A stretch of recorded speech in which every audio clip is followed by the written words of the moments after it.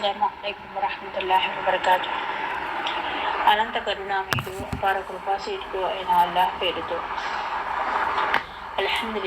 అల్హమ్దులిల్లాహి రబ్బిల్ ఆలమీన్ వస్సలాతు వస్సలాం అలా నబీ సాదిఖల్ అమీన్ నబీనా ముహమ్మద్ వ అలా ఆలిహి వస్హబిహి అజ్మഈన్ వ బఅద్. నిజ విశ్వాసం పట్ల విముఖ్యుల వారిని తీసుకోవాల్సిన జాగ్రత్తలు. Page number 18, point number 1. నిజ విశ్వాసం గురించి తెలియకపోవడం. నిజ విశ్వాసాలను గురించి తెలుసుకునే జిజ్ఞాస సన్నగిల్లడం లేదా వాటి వల్ల తగు శ్రద్ధ కనబరచకపోవడం చేత నిజ విశ్వాసం అంటే ఏమిటో తెలియని పరిస్థితి ఏర్పడుతుంది. ఈ జ్ఞానలేమి విముఖతకు దారితీస్తుంది. కడకు ఒక నవతరం ఉనికిలోనికి వస్తుంది.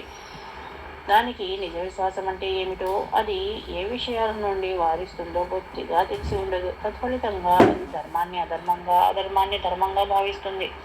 హజరత్ ఉమర్ బిన్ ఖత్తాబ్ రలియల్లాహు అన్హు చెప్పినట్లు, ఇస్లాంలో అజ్ఞానం యొక్క చెడుగులను పసిగట్టలేని ప్రజలు పట్టుకొచ్చినప్పుడు ఇస్లాం యొక్క ఒక్కొక్క శృంఖలం తెగిపోతుంది. Point number 2. తాతల తండ్రుల వైఖరి కోసం. దీనికోసం దురభిమానంతో వ్యవహరించడం. తమ పూర్వీకుల వైఖరి అధర్మమైనదని తెలిసి కూడా దానిపైనే పాతుకుపోవడం. వారి వైఖరికి ప్రతికూలంగా ఉన్న ప్రతి దానిని అది సత్యబద్ధంగానే ఉన్నప్పటికీ విడనాడడం. ఈ విషయాన్ని అల్లాహ్ ఇలా సెలవిచ్చాడు: అల్లాహ్ అవతరింపజేసిన గ్రంథాన్ని అనుసరించండి అని వారికి చెప్పినప్పుడల్లా, మా తాతలు తండ్రులు అవలంబిస్తూ ఉండగా చూసిన పద్ధతిని మేము పాటిస్తాము అని వారు సమాధానమిస్తారు. వారి పూర్వీకులు ఒట్టి అవివేకులు, మార్గవిహీనులైనప్పటికీ వీళ్ళు వారినే అనుసరిస్తారన్నమాట. సూరా బఖరా ఆయత్ నెంబర్ 170. Point number 3. అంధానుసరణ. సరైన ఆధారాలు, నిదర్శనాలను గురించి తెలుసుకోకుండానే అఖీదా విషయంలో లోకుల మాటలను గుడ్డిగా నమ్మడం, వారు చెప్పినట్లుగా చేయడం.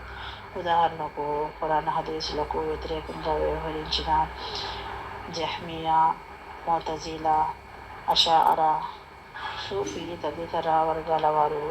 ఈ వర్గాల వారు తమ పూర్వీకుల్లోని మార్గవిహీన నాయకులను గుడ్డిగా అనుసరించారు. తత్ఫలితంగా వారు మార్గభ్రష్టులైన వారు నిజ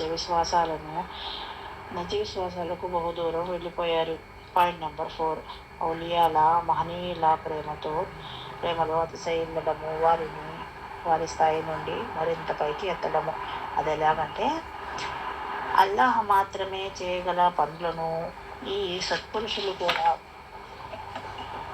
చేస్తారని నమ్మి నడుచుకోవడం. ఉదాహరణకు, లాభం చేకూర్చడము, నష్టం నుంచి కాపాడడము, అవసరాలను తీర్చడము, దువా స్వీకరణ విషయంలో దైవానికి ఇతర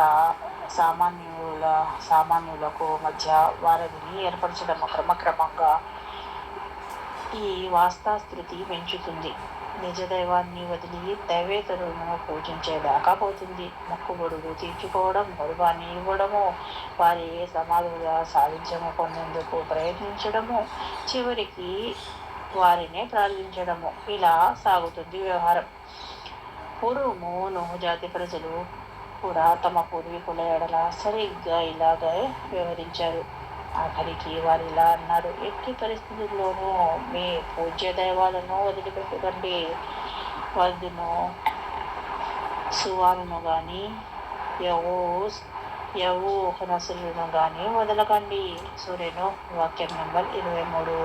అంటే నేడు అనేక దేశాలలో సమాధి పూజారులు చెప్తున్నట్లే వారు చెప్పారన్నమాట.